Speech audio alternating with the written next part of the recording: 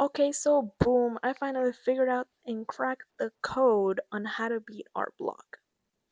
So for the longest time, I would open my drawings app, make a new canvas, and stare at it for like 10 minutes, or even yet, I would stare at Pinterest for hours and hours on end, just scrolling, and never figuring out what I wanted to do. And somehow that just became part of my routine, something I did almost every day. So in this video, I want to show you the things that actually helped me get over art block and the most importantly, stay consistent with drawing as someone who's done this for over 6 years. So the first thing that changed was that I stopped expecting myself to come up with the perfect idea every single time I wanted to draw.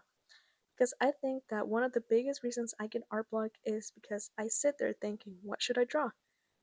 No, this is boring. No, this doesn't look right. No, someone's already made it. And that just made me not want to draw.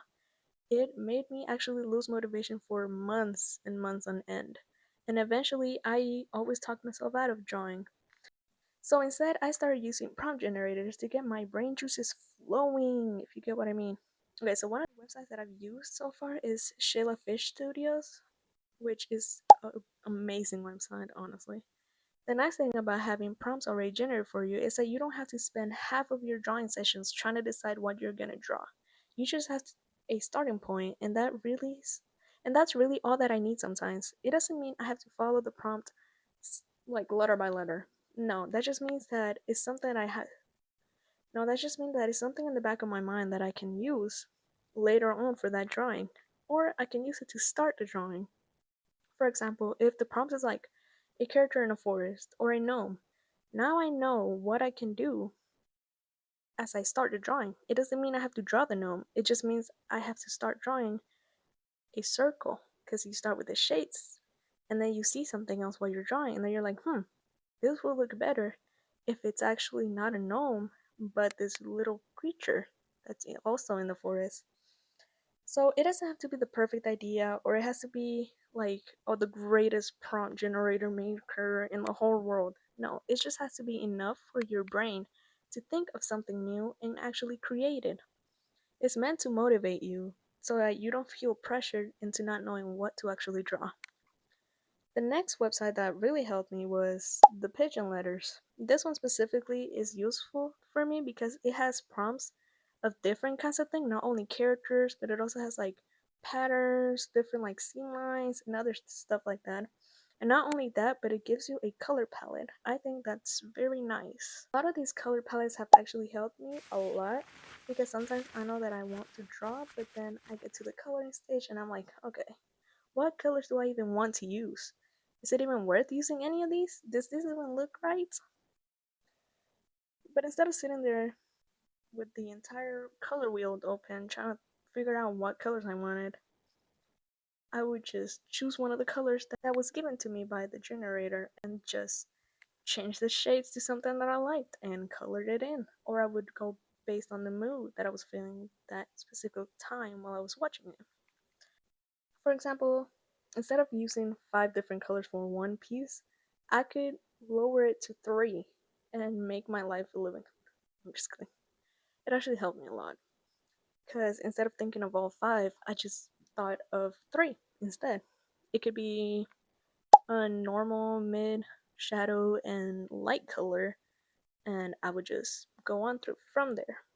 As someone who chronically hates coloring overall, sticking to color palettes have really helped me into actually getting somewhere that I'm comfortable with on my art and not just leaving it blank because I feel like it may look unfinished, but I just hate coloring altogether. I'll I'd also like always combine it with another prompt. Like I'll use the character prompt and look at the both websites and use both prompts and combine them into one piece.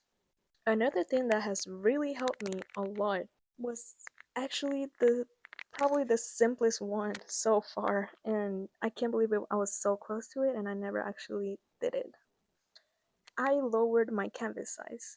Before I would huge canvases because I thought if it was bigger, it was better, it was stronger, it would get more likes, it would get more views, and it would make me overall happy. But while that might be technically true, the quality is not always the case. Because there's always one problem. A huge canvas also means more work, more drawing, more thinking, and less free time. I'd zoom in, I'd start rendering tiny details, and when I zoom out, I remember there's still 500,000 follicles of hair that I have yet to render. So I went back down into a total of 600 pixels by 700 or 800 pixels. I would stay under 1,000 right now. And if you want to still have good quality but lower pixels, you can do 1,666 pixels by 2,000, which is just a happy medium from the 4K I used to do to this smaller size. I won't get lost in details. And this overall made me feel like it was so much more manageable, and I'm not always constantly thinking I have to fill this enormous canvas before it's too late. Oh my god, what am I gonna do? I'm already getting tired. I haven't even started coloring. I'm only doing the liner right now. And that just made it more manageable for me at least. And because the drawing doesn't take as long because I'm not focused on the details, I actually end up enjoying my process more. Because not only that, but it actually makes me nostalgic as I'm someone who grew up with a 2DS. I used to draw on it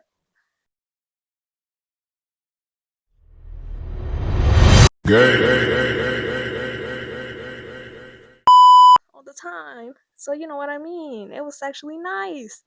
So I actually started enjoying the drawing process again after years of hating it and hating it. So I'm actually finding myself wanting to draw just to feel that little dopamine of nostalgia again.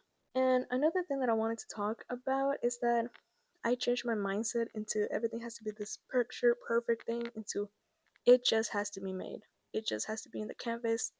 It just has to be there. It doesn't have to be perfect. It doesn't have to be beautiful. It doesn't have to be drop dead gorgeous.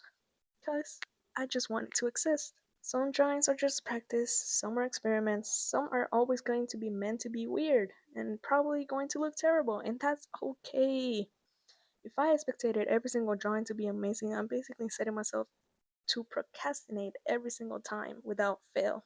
This is something that I actually started doing, and from going to unfinished work taking over 5 hours to 6 hours, I may have a picture of something that I haven't finished and it's like 24 something hours or 20 something hours to a maximum of 50 minutes per drawing now with the smaller canvas. And that just made me so much more efficient and made me want to actually start drawing more.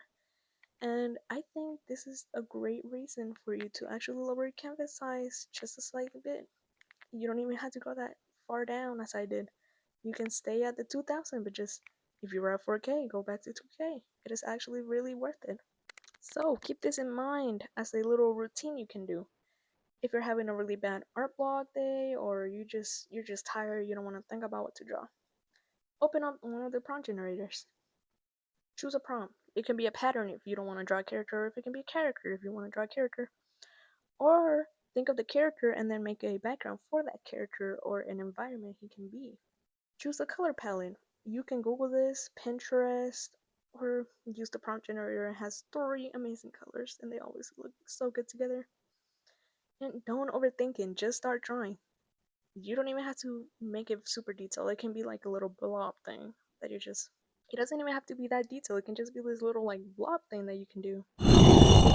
Don't tell yourself you're gonna make an amazing illustration today. You're just gonna tell yourself, I'm gonna draw for a little bit again. Don't make it feel like a chore. Remember, this is supposed to be a hobby that you're actually supposed to enjoy and not procrastinate it. And I know a lot of you procrastinate because I did that so many times. But you're actually meant to enjoy the process, not hate it like I used to. So yeah, this is basically what I've done as someone who's been drawing since I was 5.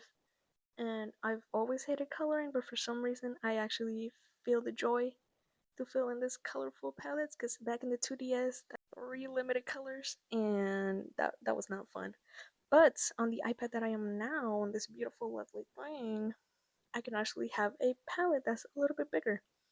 And staying limited to a few colors have actually helped me stay consistent, draw more, and I finished, I think it was like 5 pieces in less than 4 days, which I've never done before. Not even when I was in high school did I do that much homework.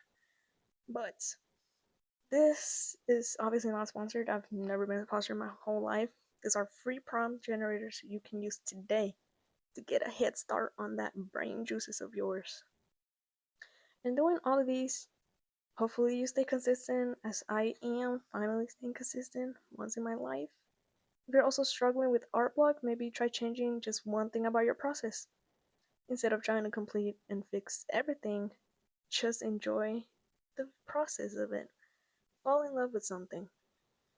I fell in love with line art more than actual drawing or coloring in, simply because since I was a kid, I always hated coloring books.